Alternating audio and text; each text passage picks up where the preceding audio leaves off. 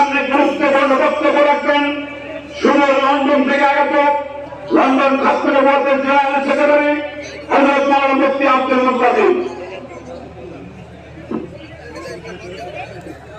السلام عليكم ورحمة الله وبركاته. الحمد لله وكفى وسلام على عباده الذين اصطفى.